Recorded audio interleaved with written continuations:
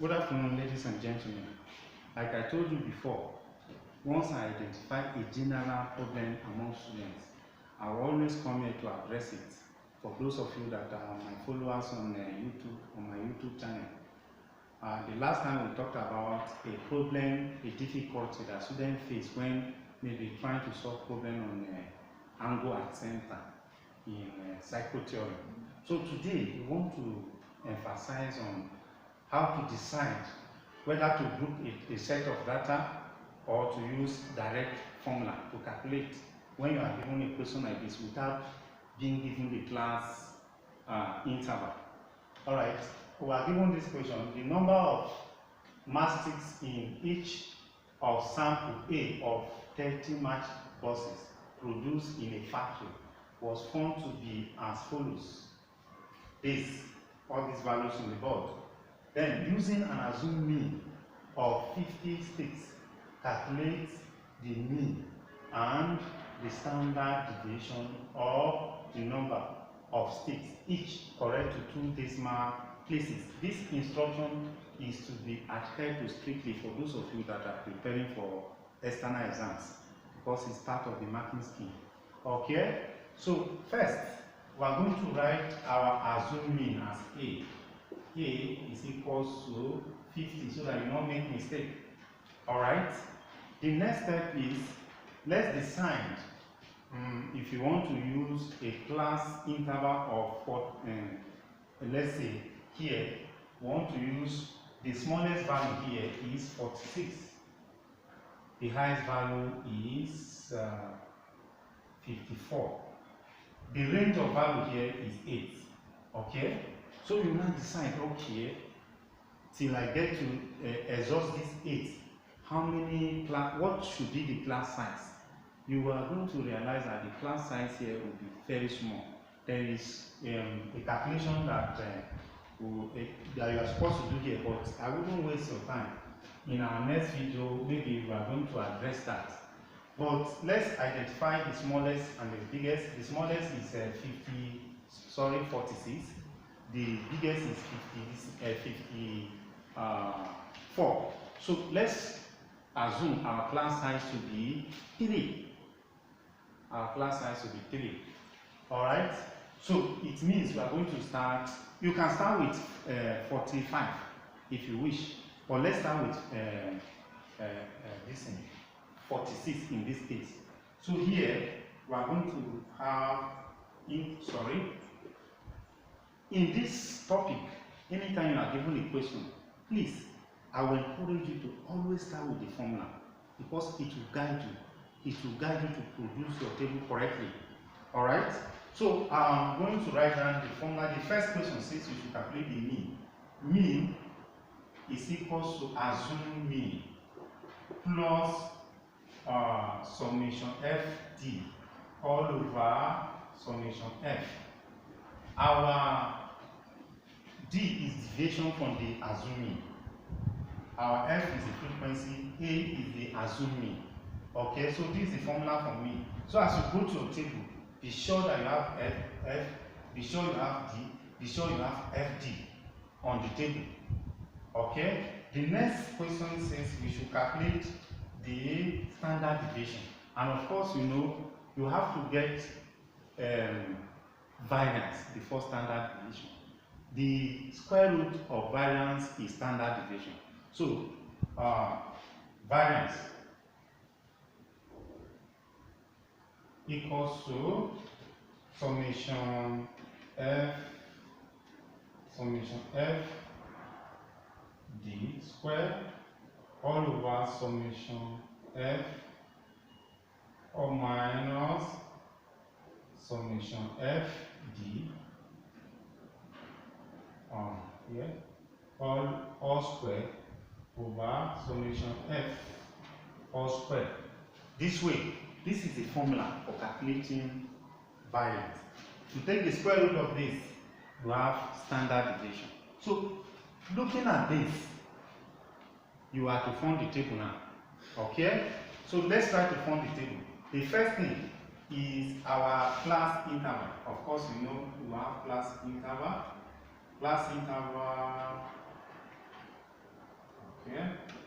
Then, of course, you know we have our f. Everything are to be captured, everything is to be captured on the table. Here, the next thing we need is our d. That is deviation from the mean, and the formula is x. Oh, sorry. The next thing we need is x. Then, followed by d. That is equals to x minus a. Then, looking at here, we need fd. Of course, we know that here, fd. Then, finally, we need our fd squared. Looking at this formula, everything we need is here. Okay? So let's go. Our first class is 46 to 48. Okay? Then the next one will start with 49. You know your class size is 3. So let's go. 40. Okay, see here. 46, 47, 48. Class size is 3. Go come here. 49, 50, 51. Okay? Well, 51. From 51, we'll go to 52. 52, 52, 53, 54. Okay? So we're stopping at 54. Let's roll our lines this way. Okay? Stopping at 54. Of course, if you want to continue, it will not affect your value. It will not affect your final answer. But it's better to stop here in order not to waste time. So, here, the first value here is 46. Anything between 46 and 48. So let's use cycle 48, 47, see for another 48. You count them. Use a particular symbol so that you don't miss it up. So, based on what I have here, the frequency for this class is 6. Go with me that way. Then, let's move to the next thing. From between 49 to 51. If you do the same thing, you are going to have 19.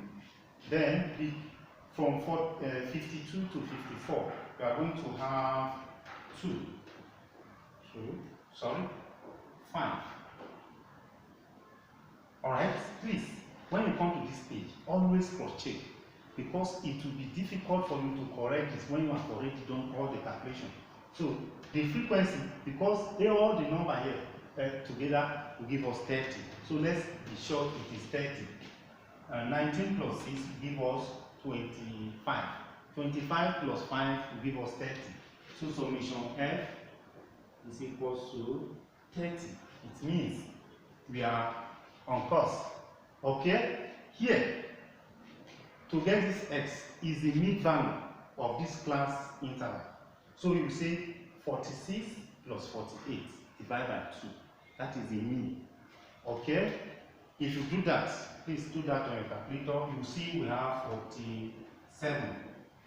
Then the same thing goes for this 50. The same thing goes for this 53. Do you see this? Okay.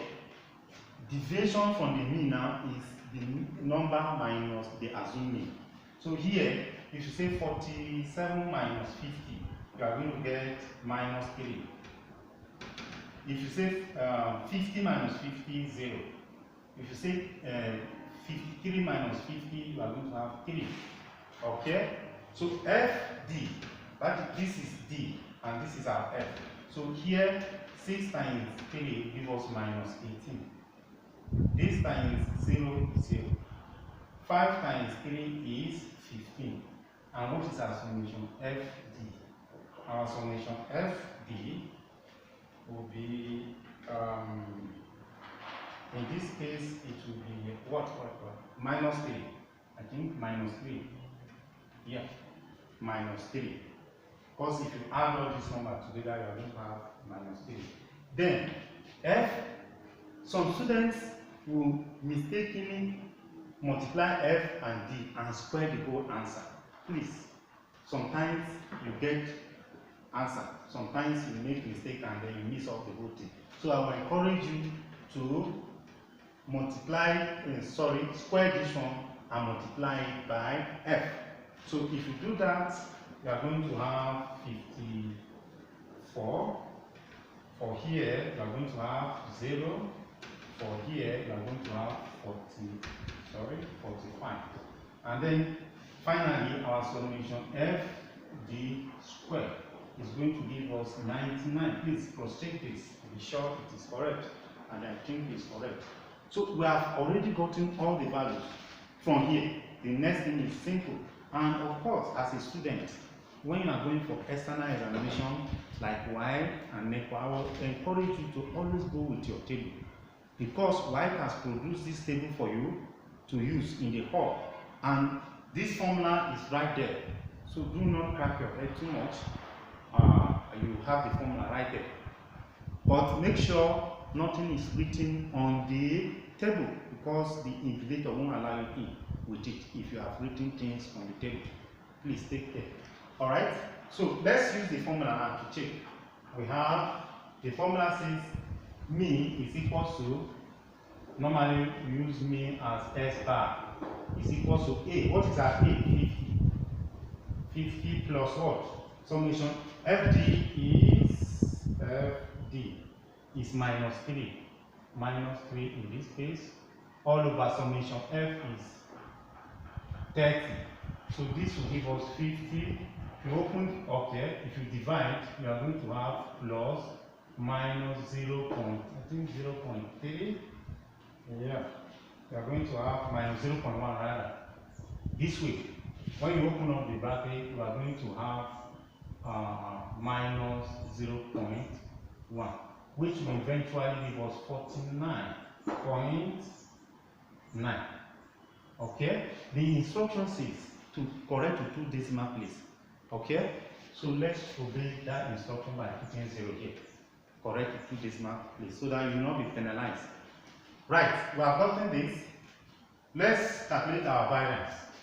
Our variance is equal to FD squared is 99 all over summation F is 30 minus. Some students will come to this place and mix it up. Please, you have to take care. FD is summation FD is minus 3. Summation F is 30. Okay? All squared, right? All squared equals to 99 all over 30 minus all squared. If you square this one, we have 9. If you square, in fact, let's try to, okay, minus 3 all over 30. When you square everything and divide by, and do carry out the division, you are going to have minus 0.01. Okay? Because the square here has cleared this minus. So we are going to have 3.3 minus 0.01, which will eventually give us 3.29. So taking the square root of this, standard deviation is equal to square root of variance, which is square root of 3.29, which will give us, finally, give us 1.81. This is the answer. We have 1.81. Let's try to cross-check our answer with direct method instead of grouping. Okay, we already have our formula. Let's go direct and see. Then we decide when to group and when not to use grouping. Okay, so I won't group in the formula. Here, there will be nothing like class interval because we are not grouping again. Here, we are going to have x direct. Here, f.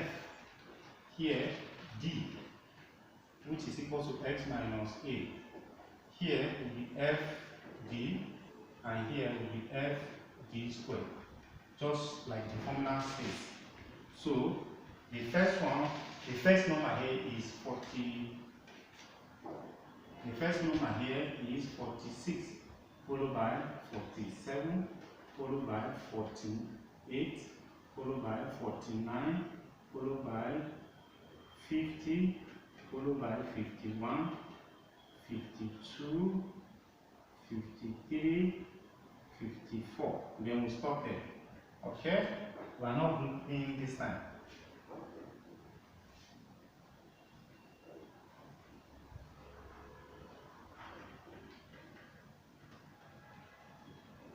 Please bear with me, the lines are too tiny.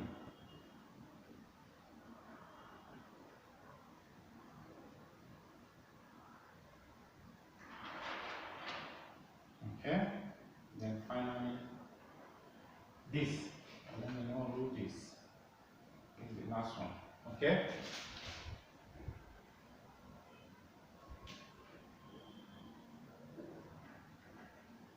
And this. Okay? Here, the frequency for 46 is just one number. We have two numbers. If you count them, we have 3, we have 5, we have 8, we have 6, we have 2, we have 2, and then finally 1. The summation F is equal to 30. Please always cross-check.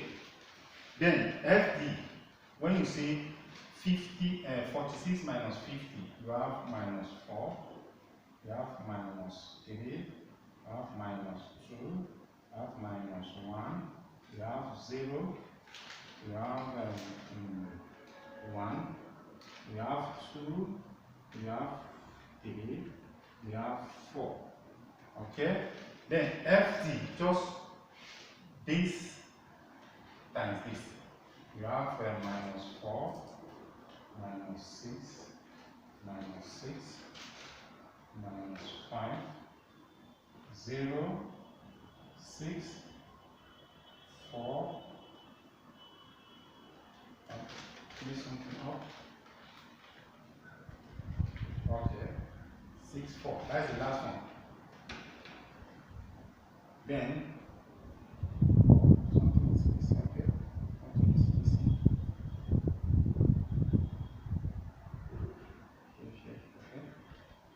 let's go right again. We have minus 4, minus 6, minus 6 again, minus 5, 0, 6, 4,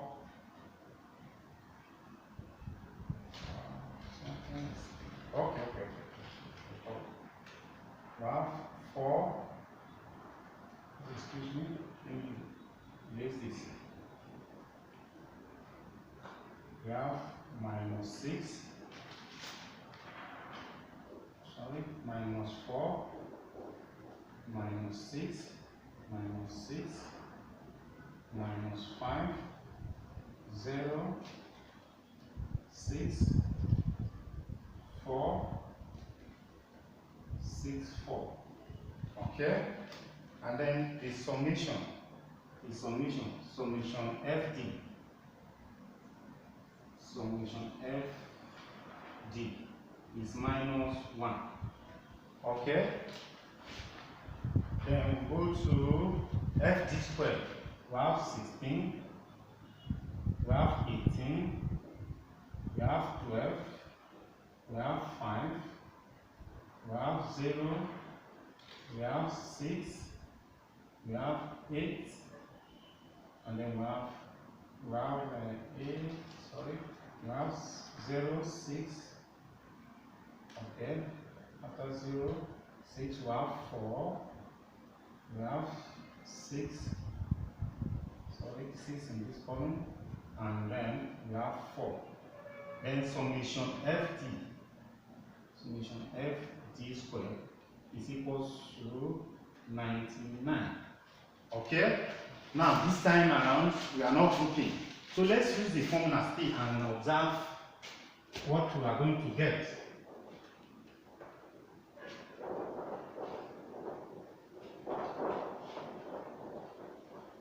So our mean will be A plus summation FD all over summation f.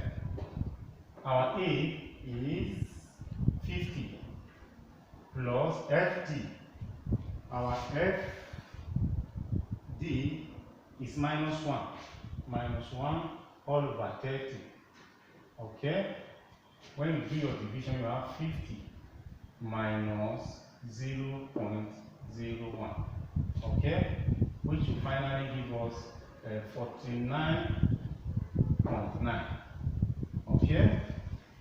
So you observe that we still got that answer we got that time. Okay? That is our mean. Sorry. This one is 0.03. So we are going to have 0.49.7. Okay? That was the answer we got then. Then we go to variance. V is equal to this formula, which is summation fd squared all over summation f minus summation fd all over summation f all squared. Okay? Taking this from here, our summation fd squared is fd squared is 99. 99 all over 30 minus our summation fd. Our summation fd in this case is what? It's minus 1. Minus 1 all squared. Squared is you have okay, all squared. When you square this minus will go. Then we are going to have 3.3 minus 0.03, which will eventually give us 3.27. Then we say standard deviation is the square root of variance, which is equal to square root of 3.27, which is the same thing as 1.81. What do you observe? You observe that we have the same answer after passing the stress of forming, of grouping, and then calculating. So let's draw our conclusion here. The conclusion here is that when you are given data that are closely packed, you see the first value is 46, the lowest value is 46, the highest value is 54, very close together. So do not pass through the stress of grouping in that case. Just go direct like this. You are going to have the same answers when you group, because the grouping will stress you since the numbers are closely packed, how to decide the class interval. So I will encourage you, when you have values that are closely packed, just go direct like this. It's better that way than passing the stress of grouping.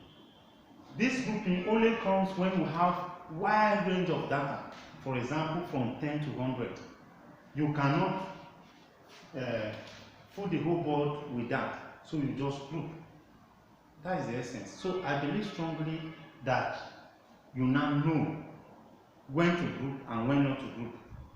Because students are mostly confused, they will ask you, sir, please, when do we group and when do we not group? So I believe strongly that this video has changed your mindset about this. And anytime you are preparing for external examinations, especially if you are not given class interval, how to go about this. So we shall continue to talk about this on this YouTube channel. So I encourage you to subscribe so that you be getting updates about the channel. If you want to contact me on my WhatsApp number, please only call. You can do that through 070-3503-9796, and your problem will be attended to immediately. For parents that watching this channel, I encourage you to please subscribe for the sake of your children. Once in a while, encourage them to visit this channel instead of wasting their time. And if you have further inquire, you can always contact me through this number. So it is good for both students and parents, because most parents, they allow their children to do whatsoever they want to do with their Android phones, not knowing the importance of things like this. You can actually learn online. A lot of things are available online to learn. So for now, this is the end of the discussion about this topic. I believe strongly that any student who watch this video will not be confused about this, as to when to group and when not to group a set of data, because two of them will give you the same answer. So this is where we end the discussion for now. Till I meet you next time. Thank you for watching, and please make sure you subscribe.